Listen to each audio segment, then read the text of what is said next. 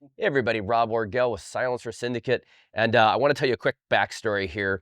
Went to my favorite gun stores. Well, I guess I have two favorite gun stores, Scottsdale Gun Club and East Valley Tactical. And I went to Scottsdale Gun Club to go visit a buddy and pick up some more silencers because, you know, I'm a nut job for that kind of stuff. And my buddy says, you got to check out this pistol. And he takes out the Platypus pistol from Stealth Arms. And I looked at it and it's like, it's a 2011. And some guys are really into 2011, some guys aren't.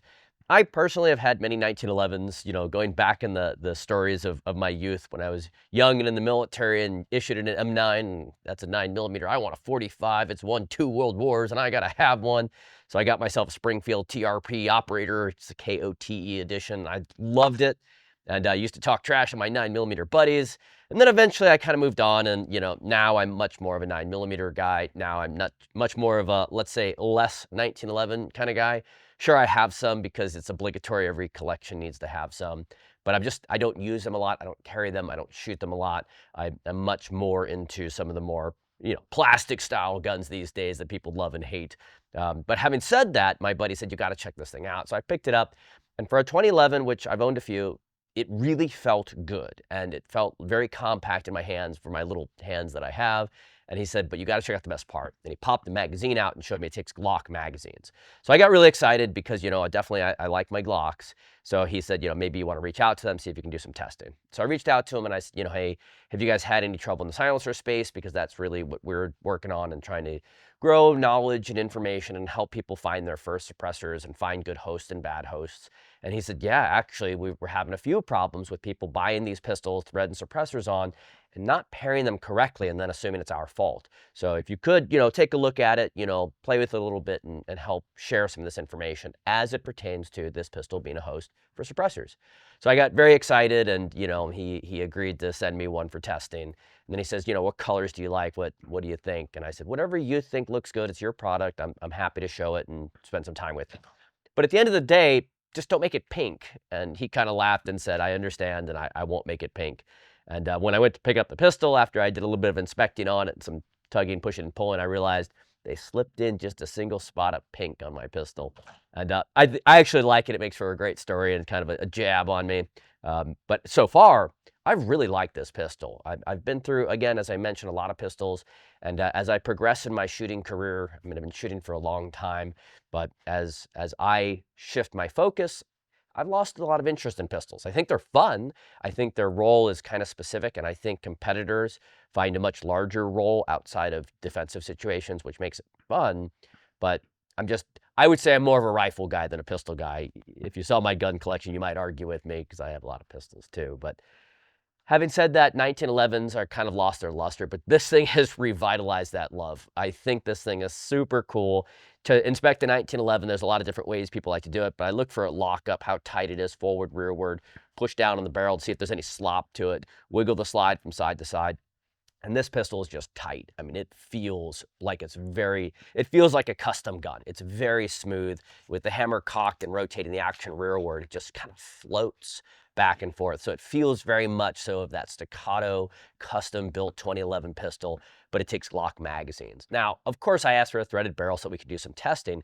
And some things to know. Most pistols, when you put a suppressor on there, the suppressor will add weight to the front of that barrel, and that will cause the action to not unlock. Because even though it seems like pistols don't have locking actions, they do. Their barrels drop down just a little bit as that action comes rearward. It's even more obvious in a Glock because it tilts up a little bit more.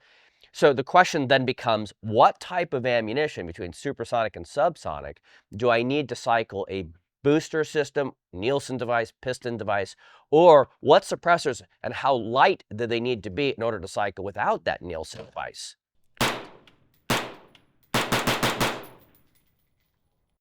Hey guys, if you like shooting suppressed stuff as much as I do, quick cut in for you. March 22nd is the East Valley Tactical Suppress Range Day, so if you're anywhere near any of your shooting range and you want to support a local gun shop who's doing a lot of great things in the suppressor space and helping this guy, supporting this channel, we support him because he helps us.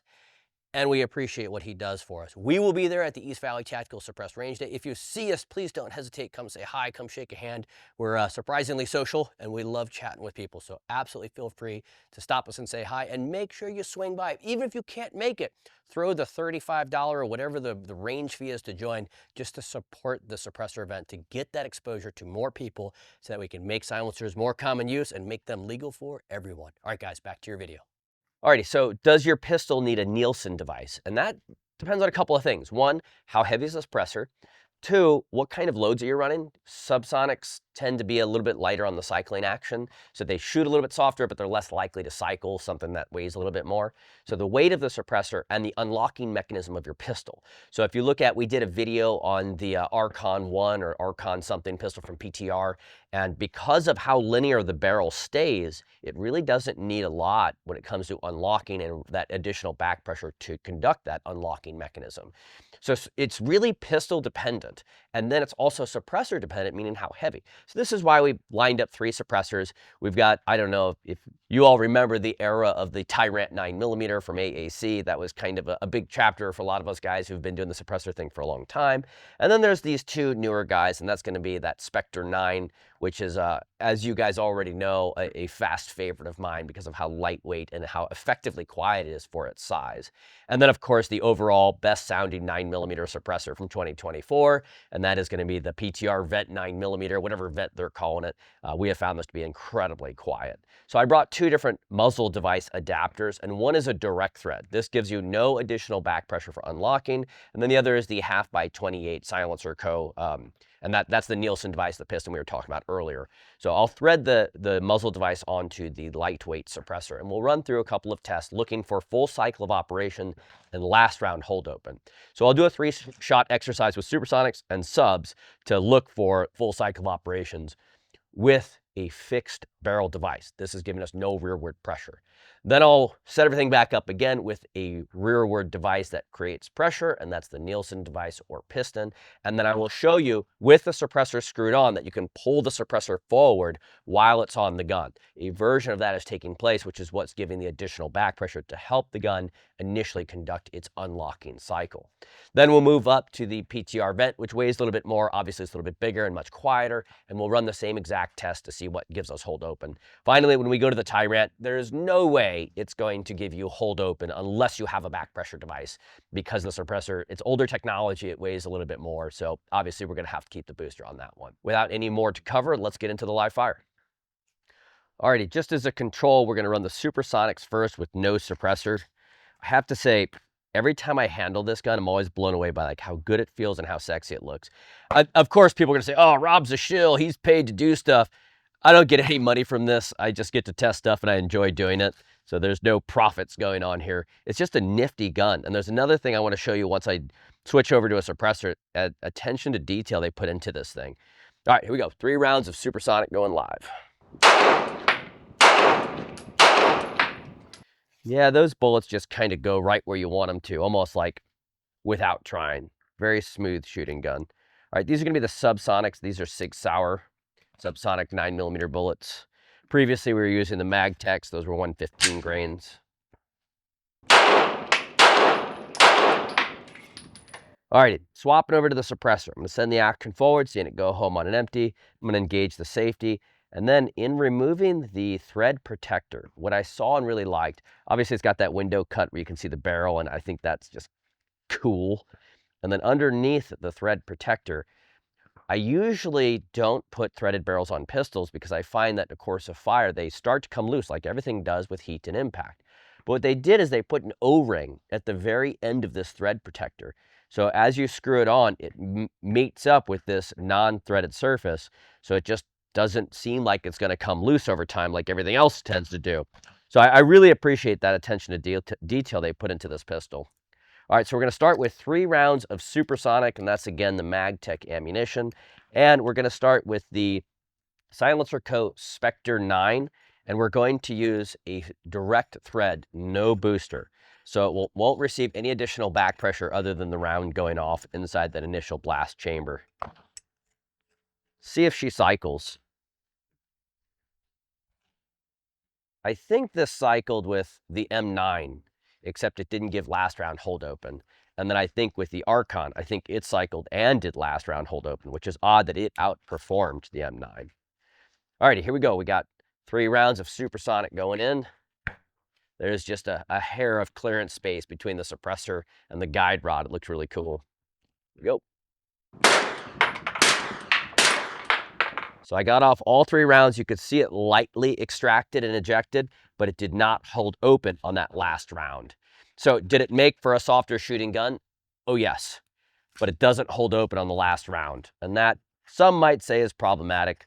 Some might say, well, if it gives me a softer shooting gun and I don't care about last round hold open, hey, that could be okay. All right, now I got this guy attached to the end here. Let's get him freed up. All right, now that he is off, we will attach the booster for the next one. And on the booster, once I install it, I'll show you how that booster gives that rearward pressure and then how to check. Because sometimes I forget, did I install the booster on this or did I have it on another one? So what I'll do is install it on a pistol and then I'll pull the suppressor forward to see if the booster is in this one or if I've got a direct thread in my hands. Okay. So what happens is when you fire, this creates a back pressure and gives that barrel a chance to unlock and move a little bit quick to unlock the action and go through a full cycle of operations. So now let's load up some supers again. 3 supers. Here we go. You can see how far that's extracting and ejecting and how much more felt recoil there is. And of course, we now have our last round hold open. So to run this experiment again, we'll put the non-back pressure or Nielsen device on our weapon and then see if the subsonics create a last round hold open. It is my expectations that the subsonics will be a little bit less powerful and therefore we're less likely to get that last round hold open. And in fact, we might even not cycle with the subsonic rounds. We shall find out. Booster coming off. Direct thread going back on. When you're buying your 9mm ammo, it's good to note that 115 grain usually is supersonic, and the 147s, the 150s, the heavier stuff usually is subsonic, even if it doesn't say subsonic on the box. And then another cool hack that I found is if you buy a Gila 124, it's not listed as subsonic, but usually is subsonic, and you can hear the difference in the lack of that crack and that of the bullet going down range. If you put on a rifle, it might bring you up to supersonic speeds. I'm not sure. I've only used it on pistols, and I've just found it was a good money saver. All right, so we've got the subsonic ammunition from SIG. We've got the no booster device. We're going to see if we get full cycle here. You see how it like hesitated and barely fell out. It looks like it fed another round. Odd, it gave me last round hold open, even though it was cycling really soft. I wonder if that's repeatable. I'm going to do that one more time and spread my shots out. I'm wondering if I got a little extra gas back pressure out of it because I fired quickly on the last 2. That is quite a surprise to me. Here we go. Light cycling, no hold open. That's a bit more of what I expected. Odd that it did that one time and the supers didn't at all. I guess if I run that experiment 10 more times on each, I might have some slight deltas, but very interesting. End state is you can use a boosterless suppressor on a lightweight suppressor on this pistol, but expect that on the last round it won't hold open. It will shoot very soft, it will eject very soft, and that eventually can cause malfunctions once it starts getting dirty. So it's kind of advisable to run a booster device with this, even super lightweight suppressor. Now, there are some suppressors that are designed to not have a booster, and I know JK made one, they're sending one as we speak. SilencerCo just released a new one that is a boosterless as well. There are ones out there that because they're so light, they just don't require a booster. And if you're running that, you should be just fine on this. They'll usually tell you on most pistols it will cycle, and on some pistols it won't. So now we kind of know the results of this one. It's not going to be good because this is now a much heavier suppressor. And by heavy, I don't mean that the Vent is a heavy suppressor. I mean that compared to that SilencerCo all titanium can, this will be a lot heavier. So my guess is that this guy's not going to cycle at all, but we shall find out. I know it's going to sound good. Definitely our best sounding 9mm suppressor right here. Come on, get on there. There we go. Okay. We'll start with supersonics, as that will give us our probably best chance at cycling all the way. See how it performs, and then we'll try the subs. All right, non-booster, full-size 9mm vent 1 on supersonic rounds. You can see we barely came back and did not cycle at all. Same thing, slide came back a hair. Last one, no cycle. I suppose if you wanted to be as quiet as possible, kind of like the, what was that? The Hush Puppy from B&T. You get manual cycling out of this. So if you want a manually cycling pistol, I guess maybe you don't need to go buy the fancy B&T pistol, but you're working with a bolt action pistol, which isn't all that much fun. All right, let's get the booster installed on this guy, and then I'm sure we will have reliable cycling. And we'll get the supers back in there. 3 supers, and then we'll try the 3 subs.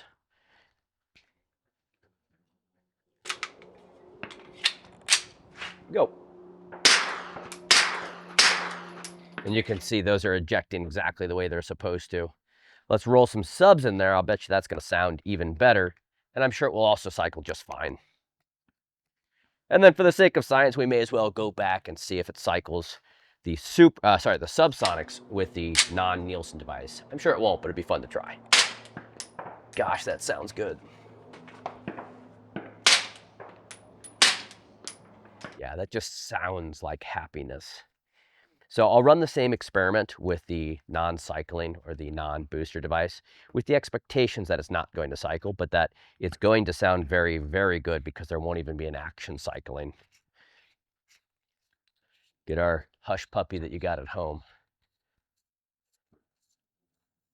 Not that I would say no to B&T if they offered to ship one of their Hush Puppies over. I think that's a very nifty gun to have the option of going non-cycling and cycling with their teeny tiny suppressor. The problem with their teeny tiny suppressor is it takes wipes. And wipes means you usually can't use hollow tip ammunition, which, I don't know, pistols without hollow tips are kind of just not all that much fun as far as defensive and real world application goes. But you could put your own suppressor on it, I suppose. Alrighty, let's get some subs in here. I'm betting it's going to sound very good, but I'm willing to put a case of beer on it, not cycling. Yeah, very similar to before. It looks like before the hammer got cocked, and this time it's not even cocking the hammer. Came back a little bit on that one. Sure does sound good. Tell you what, of all the controversial jokes I can make about assassin weapons and well rods and all that stuff, this would be a great setup for that if you wanted a straight pull 9mm. But in the end, it does not cycle, and we have to know going into it that the larger and the heavier the suppressor, the more the barrel tilts, the more you're going to need that booster device or Nielsen device to help get the weapon to cycle. All right, last one. That's the Ti-Rant 9mm. Now, of course, with this one, we're going to just do the booster device because this weighs more than that titanium one. Both of the titanium ones, obviously. We'll do 3 supers and 3 subs. And then we'll wrap up this video with a couple other features that I like about this pistol. Overall, I think they put a ton of cool attention into this pistol. Look at that. No hold open even with this booster going. Could be that my booster is getting kind of dirty. On pistol suppressors, there's really not a lot you need to clean. They get heavy and they're, but you don't really need to clean a lot on a pistol suppressor. However, the booster does need to be maintained. As old as you can imagine this suppressor is, I've done like 0 maintenance on it, so yeah, it could just be it's getting dirty. Well, look at that. No cycling and unlocking on that one. And hold open on the last one. I'll run 3 more of the supers through this guy just because obviously my silencer is getting dirty and it's my fault for not cleaning it. But we did get hold open on the subsonics. And a failure to cycle on the second round. Clean your suppressor, Rob. That's more appropriate. I could even feel some of the gunk hit me in the face just because it's a lot of back pressure on these supersonics. I'm going to do one more 3-round group of the subs just because it's fun and I want to. And I don't get to shoot and have fun a lot, so let me enjoy this new pistol. All right, 3 more of the subs going in. Make sure my suppressor's still tight. Yeah, I don't know if you can hear the thump of the 147 hitting that berm, but there's like this solid whack that just sounds good because this thing's so quiet. Yeah. And again, last round, hold open. Probably it was just dirty and kind of has been in the back of the safe for a while. The Ti-Rant era was some time ago, so it's been in the back of the safe, and we're just kind of busting the rust off of it. All right, guys, some big takeaways from this thing. I like this pistol a lot. I like how soft it shoots with a suppressor. It almost makes me not want to shoot it without a suppressor. I like the attention to detail they put into even the thread protector so that it wouldn't walk loose during a course of fire. I can't tell you how many times in a pistol class, most of you already know that I'm a firearms instructor, and I'm on this range 300 plus days per year teaching classes normally. And seeing guys with their, Glock 19 with their threaded barrels or their 19X or whatever the typical pistol is, and those thread protectors are always falling loose into their holsters. So I'll have to make mention throughout the day, hey, make sure your thread protectors are tight, make sure you're checking in between course of fire, and guys will burn themselves because we'll do like NSR drills or a high schedule of fire, and then they got to check to make sure it doesn't come loose because heat and impact makes things come loose. And I dig that on this pistol, they put that O-ring, and I've seen O-rings in a lot of places on thread protectors. I see them as sacrificial, they fall off, they fall apart, but where they located the O-ring on this on the forward side where there is no threads, I think that was a very smart move. I dig the overall ergonomics of the pistol, and again, I'm not really a 1911 guy, but I'll tell you kind of a secret backstory as I mentioned that old 1911 concept or idea I had when I was young and in the military. And I wanted that full-length rail, and these guys gave the full-length rail, and I just think it looks good. I think there's a lot of people that stole that look from that TRP operator back in its day, and while it looks good, it makes it a lot harder to find a holster for it, but it has a sexy look to it, in my opinion. And when I had ordered my pistol, I was still in Iraq when I had ordered my pistol, so I came home and got it, and they had given me that short rail when I thought I was getting the older version that had the long rail and the skateboard textured side panels, and man, it made me sad, but in the end, I had that pistol for many years. I loved it. It was 45, which is in my world is kind of dead, but now that they've got this 9mm Glock magazine feeded and very friendly suppressor host pistol, I very much so enjoy this pistol. In the end, you got to do what's best with your wallet and your income, but as I look at this compared to a Staccato, I mean, it's closer to half the price, and it's a whole lot of nifty in one place. All right, guys, so closing out this video, side notes that I wanted to put all into one space for you, and that is I very much so enjoyed the Stealth Arms Platypus pistol. I think it offers a lot of really cool options. I think the biggest gripe people have about this pistol is the wait period. When I mentioned it in the comment section on a Facebook message, people really gave me a lot of thumbs up that they too like their Platypus, but they complained about having to wait 6 months because they're having them, colored or customed or whatever, and that takes a little while for them to create that specific firearm for you. The end state is I really like it. As you all know, I'm pretty harsh on a lot of the products. I'm kind of a skeptic, and there's a lot of stuff I've gotten in my hands that I'll say, here's what I like and here's what I don't like. The Platypus, there's a lot of things I do like. Here's something I don't like, and maybe you all can help me with, and that is finding a good holster. It is really hard to find a good holster just in general. I've got some good go-tos, but when you look at 1911, when you look at full-length rail on the bottom, it is really hard to find holsters for a pistol like this. So let me know if you've got a pistol that's similar or if you found a holster company that you particularly like, and we'll investigate that as well. Maybe even do some reviews on some of the, I think all of us have a shoebox at least full of holsters. I think I might even have a foot locker full of holsters.